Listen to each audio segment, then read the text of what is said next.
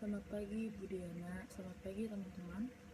Saya akan membacakan ringkasan buku PIH karya R. Soroso. Bagian 1, Hukum sebagai objek ilmu hukum.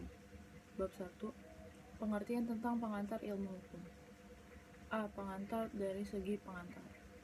Pengantar ilmu hukum atau PIH terdiri dari kata pengantar dan ilmu hukum. Bila dikehendaki, ilmu hukum dapat dipecah lagi menjadi ilmu dan hukum. Jadi PIH merupakan basis mata pelajaran dasar yang tidak boleh ditinggalkan oleh mereka yang ingin mempelajari masalah dan cabang-cabang ilmu hukum. B. Pengertian dari segi ilmu hukum. Pengertian ilmu hukum menurut para ahli. A. Cross memberikan definisi bahwa ilmu hukum adalah segala pengetahuan hukum yang mempelajari hukum dalam segala bentuk manifestasinya. B. Curzon berpendapat bahwa ilmu hukum adalah suatu ilmu pengetahuan yang mencakup dan membicarakan segala hal yang berhubungan dengan hukum. Ilmu pengetahuan hukum juga disebut sebagai ilmu pengetahuan yang mempelajari kaidah-kaidah hidup manusia supaya sanksi-sanksi dapat dikenakan oleh penguasa. Ilmu pengetahuan hukum juga mempelajari bagaimana berlakunya kaidah dan sampai sejauh mana dianut oleh manusia dalam masyarakat. Dari uraian tersebut dapat disimpulkan bahwa ilmu hukum adalah suatu pengetahuan yang objeknya adalah hukum dan yang khusus mengajarkan perihal hukum dalam segala bentuk dan manifestasinya. C. Cabang-cabang ilmu hukum yang termasuk ilmu hukum. Di samping hal tersebut, beberapa penulis memberikan berbagai pandangan mengenai bagian-bagian dari ilmu hukum. Di antaranya adalah 1. J. Van Apeldoorn berpendapat bahwa bagian ilmu hukum terdiri dari sosiologi hukum, sejarah hukum, dan perbandingan hukum. Yang kedua, W.L.G. Lemaitre berpendapat bahwa bagian dari ilmu hukum terdiri atas ilmu hukum positif, sosiologi hukum, perbandingan hukum, dan sejarah hukum. 3. J.B.H. Belfroid membagi ilmu hukum atas dogmatik hukum, sejarah hukum, perbandingan hukum, politik hukum, serta ajaran hukum umum. Yang keempat, Profesor Lee Owen Hock, S.H. berpendapat bagian dari ilmu hukum terdiri dari ilmu hukum positif, sosiologi hukum, sejarah hukum, perbandingan hukum, dan juga ilmu hukum dogmatik atau ilmu hukum sistematis. Yang D. Pendapat para pakar hukum. Profesor S. Bekti, S.H. mengatakan bahwa PIH merupakan buku pelajaran yang paling sukar penulisannya. Ini berarti bahwa untuk memberikan batasan mengenai PIH adalah sulit. Oleh karenanya, untuk menjawab pertanyaan apakah PIH itu dapat dilihat dari pendapat pakar hukum, seperti yang pertama, Dr. Sujono Wirjosusworo SH menyatakan PIH itu kerap kali oleh dunia studi hukum dinamakan ensiklopedia hukum yang merupakan pengantar atau introduction untuk ilmu pengetahuan hukum. Yang kedua, Profesor Dr. Ahmad Sanusi SH mengungkapkan bahwa PIH termasuk dalam mata pelajaran dasar di mana PIH bukan merupakan suatu mata pelajaran latihan berpraktik. Bab 2, Sejarah singkat pengantar ilmu hukum. Pengantar ilmu hukum berasal dari terjemahan bahasa Belanda including tot de Reiswetenschap. Istilah ini dipakai pada tahun 1920 yang dimaksudkan dalam Hoger en der Wet atau Undang-Undang Perguruan Tinggi Belanda. Istilah ini sebenarnya sudah ada dan dipergunakan di Jerman pada akhir abad 19 dan permulaan abad 20. Di Indonesia, PIH sudah dikenal sejak tahun 1924 dengan didirikannya Sekolah Tinggi Hukum atau Raffles School di Jakarta. Sedangkan istilah PIH dipergunakan untuk pertama kalinya di Universitas Gadjah Mada yang berdiri pada 3 Maret 1946. Bab 3. Peran dan fungsi pengantar ilmu hukum.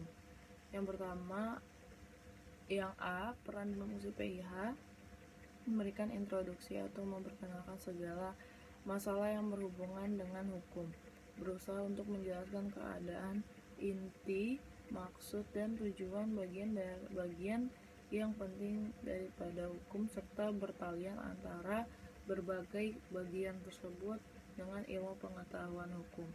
Yang ketiga, memperkenalkan ilmu hukum, yaitu pengetahuan yang mempelajari segala seluk-beluk daripada hukum dalam segala bentuk dan manifestasinya.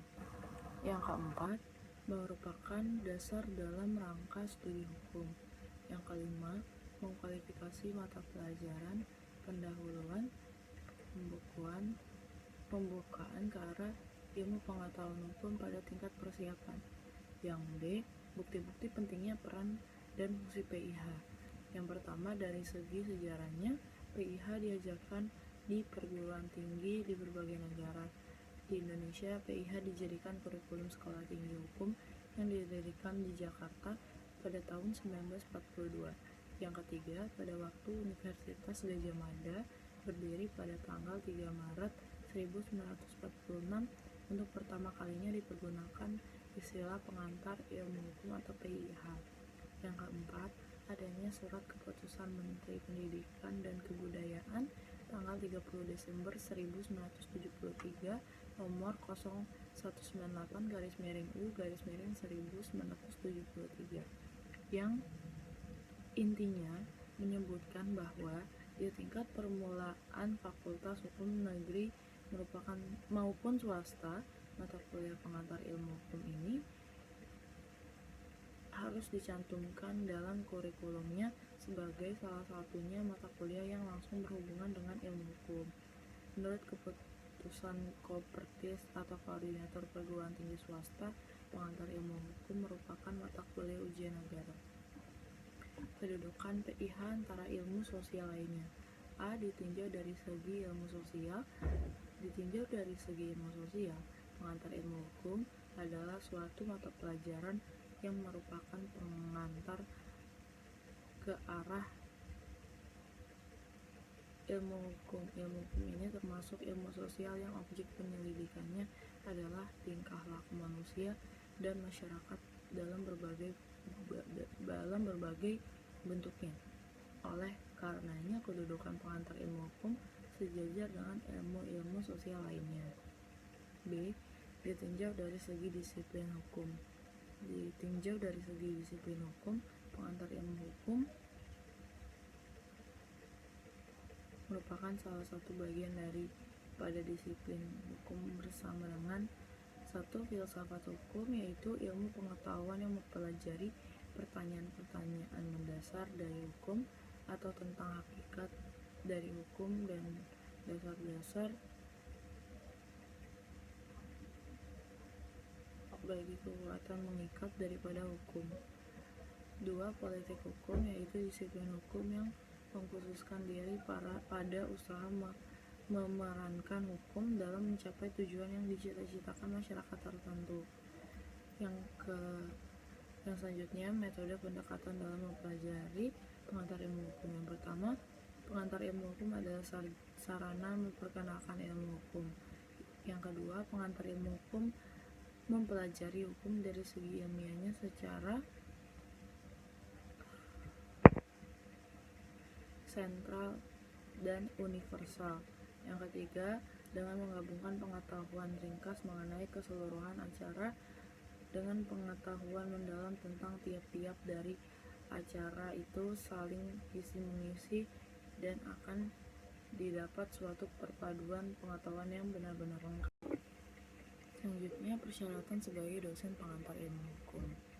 Yang pertama, Profesor Dr. Ahmad Sanusi SH dalam bukunya PIH dan PTNI mengungkapkan seorang dosen PIH harus memenuhi syarat-syarat tersendiri, antara lain harus menguasai bahan-bahan, baik bahan-bahan yang menjadi keseluruhan pembahasan mata pelajaran PIH maupun pengetahuan lain yang mendukung PIH. B. Memahami syarat-syarat pedagogis. Yang C. Mempunyai kemampuan untuk menarik serta membangkitkan semangat mahasiswa. Yang D. Mampu berani mempoluratiskan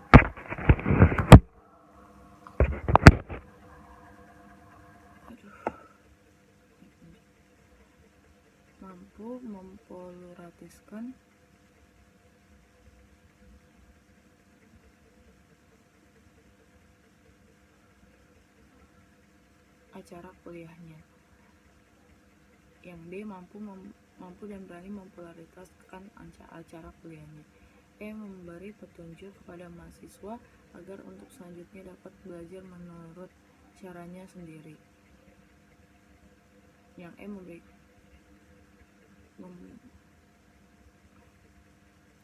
Dua, Direktur Pendidikan Tinggi Departemen Pendidikan dan Kebudayaan dalam lampiran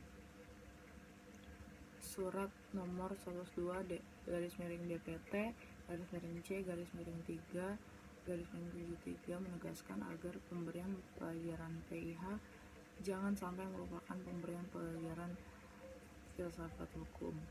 Yang B. Untuk memperluas pandangan mahasiswa sebaiknya diperkenalkan pula disiplin hukum.